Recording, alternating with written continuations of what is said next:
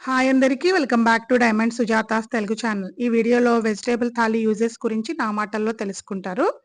తోటకూర తినడం వల్ల రక్తహీనతను దూరం చేసే ఐరన్, ఎముకలను దృఢంగా మార్చే కండరాల అభివృద్ధికి సహాయపడే పొటాషియం, జింక్, కంటి ఆరోగ్యానికి మేలు చేసే విటమిన్ ఏ వంటి పోషకాలు పుష్కలంగా ఉంటాయి. తోటకూర ఫైబర్ రిచ్, గ్లూటెన్ ఫ్రీ.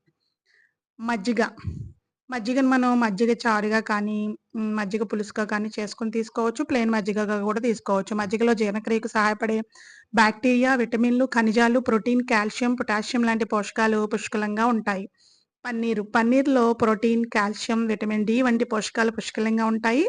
ఇవి ఎముకలు, దంతాలు, కండరాల ఆరోగ్యానికి, రోగనిరోధక శక్తిని పెంచడానికి, జీర్ణక్రియను మెరుగుపరచడానికి మరియు బరువు తగ్గడానికి సహాయపడతాయి. ఇది పన్నీర్ బఠానీ కర్రీ. పెరుగు పెరుగులో కాల్షియం, పొటాషియం, విటమిన్స్, ప్రోబయోటిక్స్ వంటి పోషకాలు పుష్కలంగా ఉంటాయి. ఊబకాయం మరియు హైపర్ టెన్షన్స్‌కి దారితీసే కొలెస్ట్రాల్ మన శరీరంలో ఏర్పడకుండా పెరుగు నిరోధిస్తుంది. పెరుగును రోజు తీసుకోవడం వల్ల బరువు తగ్గడానికి సహాయపడుతుంది. కాలీఫ్లవర్‌లో ఫైబర్ ఎక్కువగా ఉంటుంది. ఇది మనకి వెయిట్ లాస్‌కి యూజ్ అవుతుంది. అట్లానే గట్ హెల్త్‌కి కూడా యూజ్ అవుతుంది. వైట్ రైస్‌లో ఫైబర్ తక్కువగా ఉండడం వల్ల సులభంగా జీర్ణమవుతుంది. తెల్ల బియ్యం కార్బోహైడ్రేట్‌లకు మంచి వనరు.